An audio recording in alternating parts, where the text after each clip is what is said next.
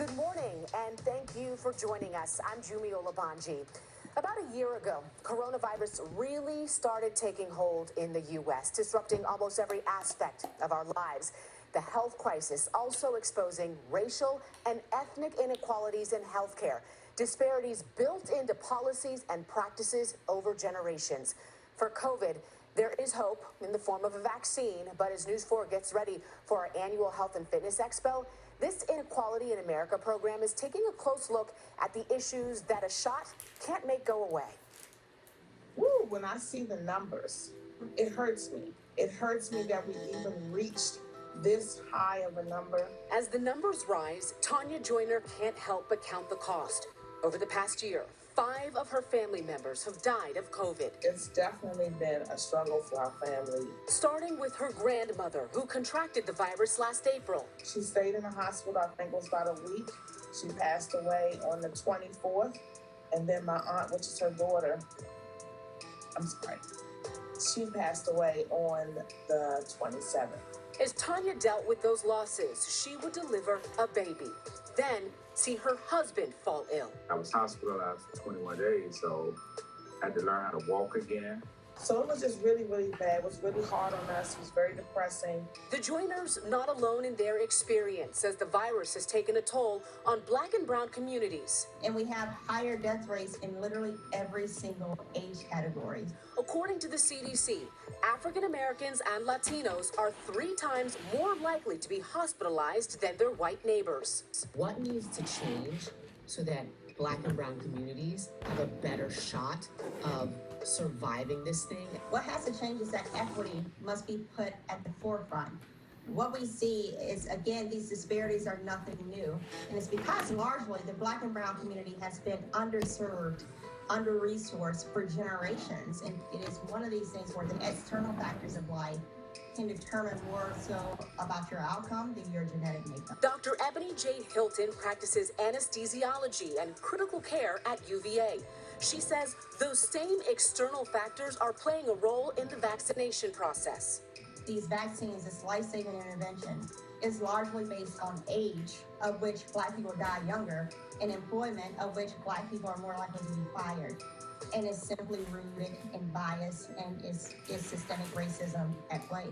Also at play, a mistrust of the medical community, steeped in history. We know that there is a ton of medical injustices that have happened. We know there's injustices related to the government that has happened. And we can talk about Tuskegee, we can talk about Flint, Michigan water crisis, we can talk about radiation experiments in Laos, Indiana. Church leaders and public figures have been enrolled to help rebuild trust. But even for families like the Joyners, the campaign isn't hitting home. You want us to trust you with this vaccine that just rolled out. I mean, I'm in the medical field, and it takes a while for anything like this to mature. A recent poll shows vaccine distrust exists in other racial groups. Hilton says it shouldn't be cited as the only reason Black Americans aren't getting the shot. There is a lack of access either through policy with the phase groupings, either through access by the fact that there is not a hospital or pharmacy within their community. And she urges those with questions to seek out answers. Talk to your providers, go to a trusted person to really hash out what issues you have. But primarily what I would say is that at this point, we have over 514,000 Americans that have died from COVID-19. And it's not only those that have died. What studies show is that literally 30% of all those who have recovered, 30% are having long-term impact, right? They're having now issues with their heart. They're having issues with their lungs. They're having issues literally with the way their brain works. And it's not worth the risk of exposing yourself to a virus when we don't know the long-term consequences. While COVID attacked their bodies, Black Americans also dealt with the stress and trauma brought on by the nation's racial reckoning. As Dorian Gensler reports, the 2 pandemics highlight the challenges for communities of color in accessing quality care for their mental health. And for communities of color, it really has been a double hit. It's been called the second pandemic as COVID and renewed calls for racial justice collide, highlighting the inequality in America, including when it comes to mental health care. Overall, rates in Black and African American communities of mental health mirror those of other races, we also see that African Americans are only half as likely to seek help. Dr. Erica Richards is a psychiatrist at Sibley Memorial Hospital. She says stigma and a fear of being seen as weak keep many from seeking treatment. It's one of the reasons our own Jim Vance shared his battle with depression and addiction during an interview with me in 2015, hoping his story could help someone else who was suffering in silence. But there's always two me's. The one that would present himself, to the public as the guy, humbly grateful to have it all.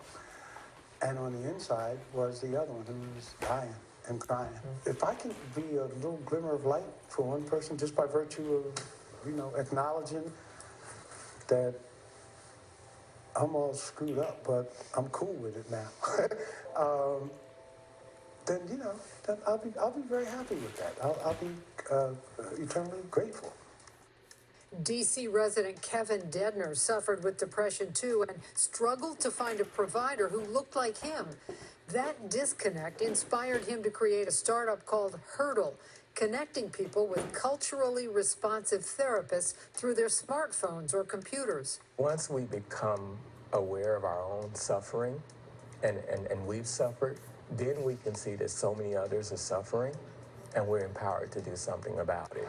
We have to understand that a lot of people want to have now help that is culturally aligned with their beliefs. They don't have to have the same experiences, but they need to understand culturally what people are going through, and they need to have a commitment to help them work through those things that are causing stress. Despite progress, there's still a lot of work left to do within our medical system. In the U.S., only 4% of psychologists and 2% of psychiatrists are Black, while only 1 in 3 Black adults in this country who need mental health care actually receive it. What do you think we need to do to get more Blacks in the field of psychiatry and psychology and therapy? So I think the outreach has to start early. We have high school students now that know already they want to go to medical school. We've seen an increase in medical school applications during the pandemic. And so people are starting to understand the importance of being able to provide these healthcare interventions. Our Doreen Gensler reporting there. And if you or someone you know needs help, we have a list of resources in the Changing Minds section of our website at NBCWashington.com. Now, when we come back, a News 4 alum gets personal about a cause close to his heart. It has become my cause. It's become the cause of my family. It's become the cause of my brother's family. Craig Melvin shares his brother's battle with colon cancer and the conversation you need to have with your family.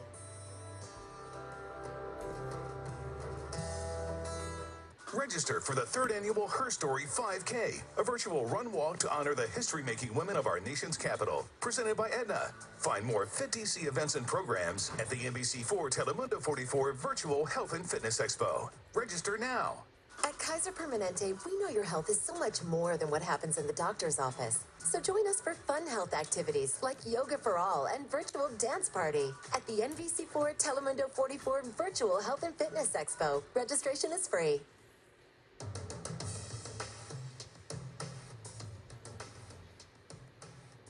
Welcome back as we continue our conversation about the impact of race on health. We turn now to colorectal cancer, where the death rates for Black men and women are significantly higher than anyone else. As Today's Show anchor Craig Melvin tells our Corey Smith, that disparity is largely due to less screening. This is the last time we showed you Lawrence in a hospital bed. He was diagnosed at the age of 38. Didn't drink, didn't smoke, played football in college, actually. He was an athlete growing up and was actually sort of a perfect picture of health, or so we thought, until he wasn't. NBC's Craig Melvin has been very open about the loss of his older brother to colorectal cancer last December. Lawrence Meadows died at the age of 43 after fighting the disease for 5 years. He had been having some stomach problems, and he dismissed them for a while, And then he finally went to the doctor, and the doctor said, it's probably your diet. Let's just add some fiber. Colorectal cancer is the third most common cancer in black people, yet many are unaware of their family's history with the disease or simply brush off the symptoms. The problem got worse. Went back to the doctor. The doctor chalked it up to stress. Said he might have an ulcer, so they treated it as an ulcer. So they gave him a CT scan, and it was pretty obvious what he'd been dealing with. Whether we're talking about colorectal cancer or we're talking about childbirth or we're talking any of these things, there have been multiple studies that show that systemic racism plays a part in both people getting screened and the actual treatment they receive. Like COVID, colorectal cancer is at its most destructive in communities of color. According to the American Cancer Society, black people are 20% more likely to get the disease and nearly 40% more likely to die from it than most other groups. Last year, it claimed the life of a budding icon of black culture. The world a sadder place today after news broke that Chadwick Boseman passed away Friday night. He died of colorectal cancer. Chadwick Boseman's death at 43 years old is part of a disturbing trend. Rates of young onset colorectal cancer are climbing. So unfortunately, we've seen a 2% increase every single year in the number of folks being diagnosed with colorectal cancer under the age of 50. Colorectal Cancer Alliance CEO Michael Sapienza says those disparities persist for a variety of reasons. Colon cancer is a PR problem. It is not a cancer that people want to talk about. Much less like young black guys who seem like healthy and fit. Like, we have to know our family history. When we know better, we do better. But if we don't know, then we can't do. Prevention starts with screening. Health experts recommend beginning at age 50. The Colorectal Cancer Alliance wants that lowered to 45. For Sapienza, the mission's personal. All the time. Unfortunately, my mom died of the disease at the age of 59. She had never had a colonoscopy or a screening when she turned 50. The screening is vital. It is 90% preventable.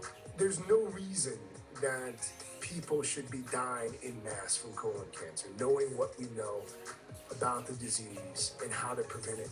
Corey Smith, News 4. And now to an issue that can affect nearly 2/3 of all women and disproportionately those of color.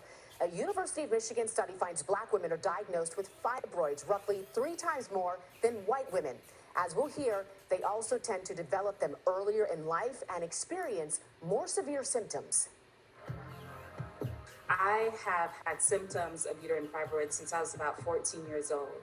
Really heavy periods, protruding belly, always needing to use the bathroom because I had fibroids that were sitting on my bladder. I experienced really bad pelvic pain, wake up to a crime scene hemorrhaging, and I knew it was abnormal to the point where I was bleeding 21 days.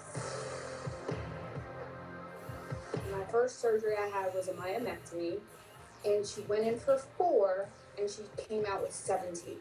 I had 27 fibroids removed, and it was really eye-opening for me because once again, I thought to myself, I can't be the only one going through this.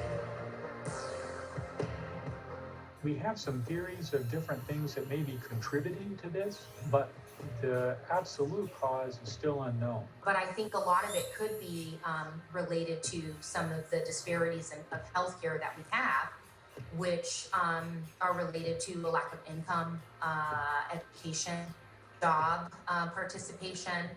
And we know that historically that's been an issue for African American women, not to mention men as well, of course. The amount of research that's put into fibroids has been, research money that is, has been low relative to the proportion of the disease in the population that's been affected by the disease. If we had a better treatment for fibroids, I think the quality of life of many millions of women, particularly African American women, would be greatly improved. This fibroid bill will be a 5-year, $30 million each year funding for research at the National Institutes of Health. And it will be groundbreaking. We so desperately need this. And I will say to Black women that we also have to involve ourselves in the process. We have to show up for clinical trials. And obviously, historically, we have had a lot of pain points around that, right? We could talk about Henrietta Lacks, we could talk about Tuskegee, but we have to also get to the point where we're educated and we're informed about what's happening so that we can show up for these things. And I want to be a part of the studies that can improve the health and well-being of Black women around this particular chronic illness.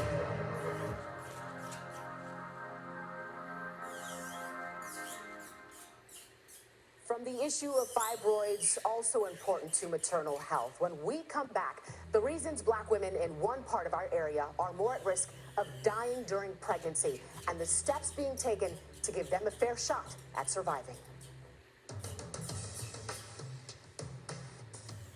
There is an alarming trend here in the nation's capital. The risk of Black women dying during childbirth is higher than anywhere else in the nation. I talked to a local doctor about maternal health and the solutions for addressing this issue. I'm so thankful for you. September 29th, 2020, in the midst of a global pandemic, D.C. resident Falashade Butler gave birth to twins. This special moment, captured by Butler's husband, went viral. I was so overwhelmed. I felt like I had a family in the room, though my family wasn't there. Her OBGYN, Dr. Lynn Lightfoot, also brought to tears, holding those little babies for the first time. I knew that God's presence was in that room, and it touched me. But just hours before this moment, Butler had gone in for a routine checkup when Dr. Lightfoot noticed her swollen feet, high blood pressure, and immediately knew something was off. She asked me, as soon as I walked in, she goes, "How long have you been like this?" And I said, "Oh, it happened yesterday. I was actually going to bring it up with you." Dr. Lightfoot told Butler she needed to deliver the babies the very next day, 3 weeks early. Butler wrote on Instagram. In that moment, she took the time to explain in clear language that she wanted to make sure that I was not at risk of developing preeclampsia. Butler grateful that Dr. Lightfoot took extra care, especially since statistics show there's a huge disparity with Black maternal care. According to the CDC, Black women have historically had the highest maternal mortality rates, 2 to 3 times as likely to die from a pregnancy-related cause than white women. In DC, the numbers are staggering. We have the highest maternal mortality rate in the country, and yet we don't have a hospital east of North Capitol Street that provides labor and delivery services. That's wild to me. DC at-large councilwoman Christina Henderson is a new mother herself. Henderson recently introduced 3 pieces of legislation she says would provide Black women a fair shot at surviving childbirth. If I live in a part of the city, wards 5, 7, and 8, for instance, that don't have very high connectivity when it comes to public transportation, and you're asking women to take 2 buses and a train to get to a doctor's appointment, you are more likely to have women who skip that appointment. It's the life stressors that Black women deal with every day that are impacting our health. Dr. Lightfoot says it's important for physicians of all races to understand the need to rebuild trust and repair generational harm with their Black and brown patients, seeing medicine as an art, not just a science. I just needed somebody who understood what it's like to be a Black woman. And because our history and our culture has not had a good experience in the healthcare environment, it's even more important that we as physicians take that extra step to make those kind of connections. The health of a community can often be defined by the nutrition people have access to. It is one reason why African Americans carry the burden of chronic kidney disease here in the U.S. Tracy Wilkins has more on what that looks like in Prince George's County. I didn't realize just how disproportionately African Americans were impacted by kidney disease until my college sorority line sister was diagnosed and had to have a transplant. My daughter was 5 months old, and I woke up one morning with swollen legs. So when I went to the emergency room, they said, "Ma'am, your kidneys are failing."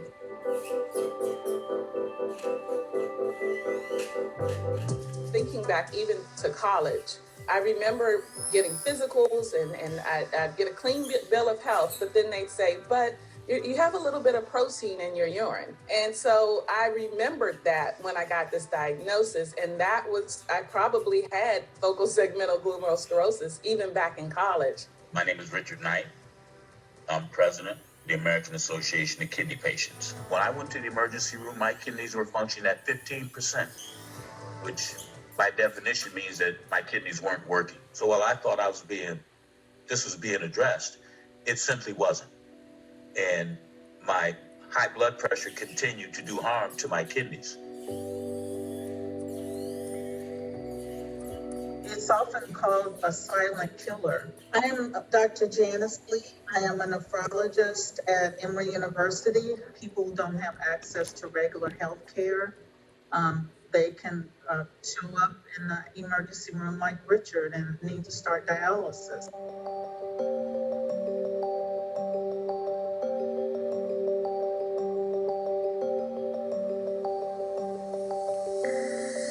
We live in one of the richest counties with respect to African Americans in the country, and we have some places where people don't have access to decent food, lack of transportation to hospital facilities and things of that nature.